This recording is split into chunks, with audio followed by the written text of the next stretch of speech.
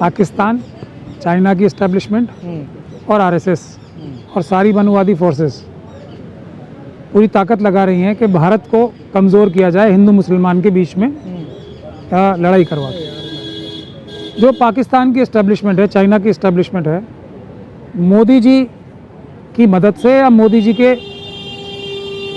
किसी भी समस्या का समाधान ना कर पाने की वजह से, मतलब वो कोई भी कार्य कर ही नहीं पाते हैं, इस वजह से बांग्लादेश में मोदी जी क्या समाधान करेंगे बांग्लादेश में?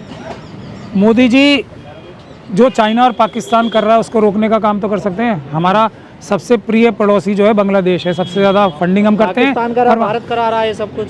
मैं कह तो रहा हूँ, भारत नहीं, आरएसएस जो पाकिस्तान की एस्टेब्लिशमेंट और चाइना के एस्टेब्लिशमेंट के साथ मिलके तिगड़ी है, ये मिलके बांग्लादेश में भारत के अंदर हिंदू मुसलमान हो सके और मजबूत हो सके, इसलिए बांग्लादेश में तीनों का जॉइंट वेंचर चल रहा है, आरएसएस का, पाकिस्तानी एस्टेब्लिशमेंट का और चाइनीज एस्टेब्लिशमेंट। हिंदुओं को क्यों निशाना बनाया जा रहा है? हिंदू मुस्लिम कैसे होगा भाई? यहाँ मुसलमानों को निशाना कौन बना रहा है? आरएसएस। तो उनको अपना कुछ अब एक्सपोज होते जा रहे हैं, अम्बेडकरवादी उन पे भारी होते जा रहे हैं, तो उनको कुछ तो चाहिए ना। देखो वहाँ भी मारा जा रहा है, अब तो वहाँ मारा जा रहा है तो हम भी मारेंगे। ये हिंदू मुस्लिम नैरेटिव बनाना है, कैसे भी बनाना है। अभी पाकिस्तान में ही मारे जाएंगे, लेकिन बुनियादी बात क्या है, जो भी व्यक्ति किसी भी कमज़ोर को, चाहे वो किसी भी धर्म से आता हो, मारता है, वो आतंकवादी है। और आतंकवादियों की जो सरगना है वो मोदी जी की मेहमान है कि नहीं है? पर जो लोग फिलिस्तीन के लिए हाय तौबा करते थे या प्रोटेस्ट करते थे, वो जब बांग्लादेश में हिंदू मारे जाते तब वो नजर नहीं आते? सब नजर आते हैं उनको। कोई प्रोटेस्ट ये क्रिमिनल मीडिया बताओ, आप दिखाती है क्या? ये तो दिखा रही है। मैं खुल के बोल रहा हूँ, हिंदुओं को खतरा है, चार बच्चे पैदा अब मैं जो ये बोल रहा हूँ कि बांग्लादेश में ये तीनों ताकतें मिलके भारत को कमज़ोर करने के लिए ये हिंदुओं पे हमले करा रही हैं, ये कोई दिखाएगा? ये खड़े हैं आपके पीछे सारे, कोई दिखाएगा ये? और हम ये चाहते हैं कि बांग्लादेश तो अटैक करे ना भारत और कब्जा करे बांग्लादेश पे। मैं कह रहा हूँ ये करे, हम सब साथ हैं, फौज है ना हमारे पास, चारों तरफ से घेर रखा है हमने बांग्लादेश को। पहले पाकिस्तानी फौज को हमने 1 लाख लोगों को सरेंडर नहीं कराया था। ये अगर रोकना चाहती है सरकार, शेख हसीना यहाँ पे है ही मोदी जी की मेहमान, घुसपैठी अगर किसी ने भेजे तो उन्होंने ही भेजे है ना, मोदी जी की तो सबसे वो मेहमान बन के बैठी है ना। अब हमला करें, मैं तो ओपनली कह रहा हूँ, हमला करें, कब्जा करें ना, रोके। मतलब हमला करना ही इलाज है क्या? इससे अच्छा इलाज कुछ होगा? इससे अच्छा इलाज कुछ होगा? आरएसएस वाले बोलते हैं ना, आरएसएस वाले बोलते हैं ना कि 71 में गलती की इंदिरा गांधी जी ने, सुधार लें, अब सुधार लें।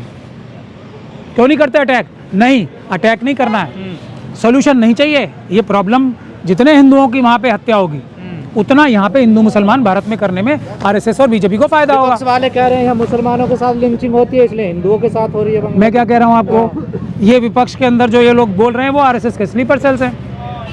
किसी की भी इंसान की हत्या को जो व्यक्ति जस्टिफाई करना चाहता है यूं करके और किसी भी तरीके से, वो इंसान थोड़ी हैमान है, वो आतंकवादी है।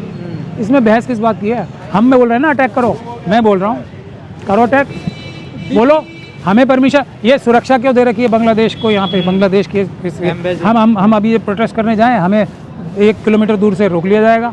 ये कौन करेगा? मोदी जी। आप चलो प्रोटेस्ट करने मेरे साथ, अभी चलो हाई कमीशन में। हाँ अभी चलो आप, अभी देखो क्या होगा।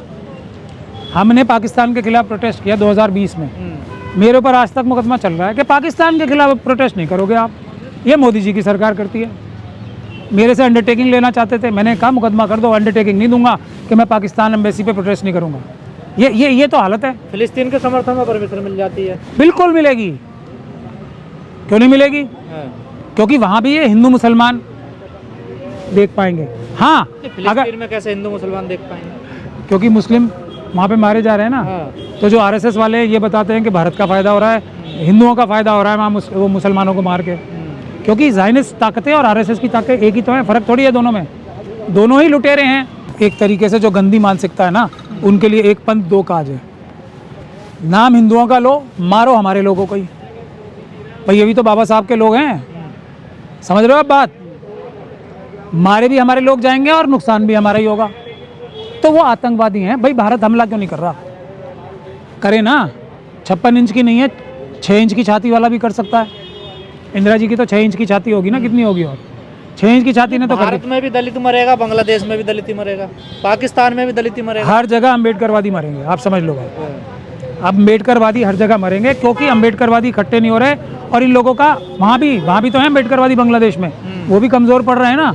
पकड़ के अपने आप इलाज करें उनका, हम नहीं करते यहाँ पे इलाज क्या। लेकिन रायबरेली में हरिओम वाल्मीकि मारा गया था, तब तो एकजुट नहीं हो पाए थे इस तरह से। कभी नहीं होंगे, यही तो हमारी कमी है। हम क्यों मारे जा रहे हैं आज, यही कमी है हमारी सबसे बड़ी। हमें अम्बेडकरवादियों को जो 2 वाद है ना इस पूरे अशोक के भारत में, क्या वाद है, 2 ही तो वाद हैं, एक अम्बेडकरवाद और एक मनुवाद।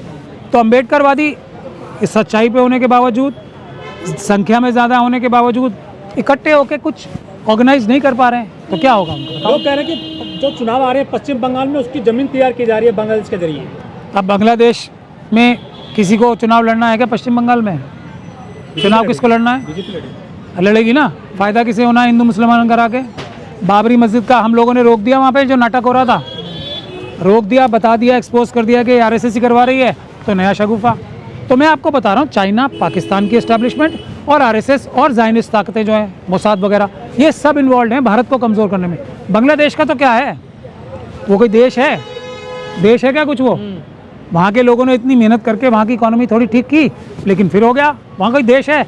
नुकसान तो भारत का करना है ना भाई। बड़ी बड़ी चाइना को किससे खतरा है? बांग्लादेश से खतरा है, भारत से खतरा है ना। भारत में हिंदू मुसलमान कराना है। अब उसके लिए चाहे पाकिस्तान में करें कुछ वो, चाहे चाइना में करें, चाहे कहीं भी करें, हिंदू मुसलमान कराने के लिए जहाँ भी मौका मिलेगा, ये तीनों चारों जो ऑर्गेनाइजेशंस हैं, ज़ायनिस्ट ताकतें, आरएसएस, पाकिस्तान और चाइना के, बांग्लादेश में हो रहा है उसका खतरा भारत पे है। भारत ही टारगेट निशाने पे है। वहाँ तो सिर्फ दिखावा मतलब वजह बनाई जा रही है, वहाँ पे टारगेट तो भारत है ना। हिंदू मुसलमान मतलब भारत कमज़ोर करना, कुछ नहीं है। दीपू दास की हत्या, भारत कमज़ोर करना, आपको कोई अफसोस नहीं है? मैं तो बोल रहा हूँ अटैक करके उसके पकड़ के लाओ ना जिन्होंने मारा है। बांग्लादेश की पुलिस नहीं पकड़ रही ना।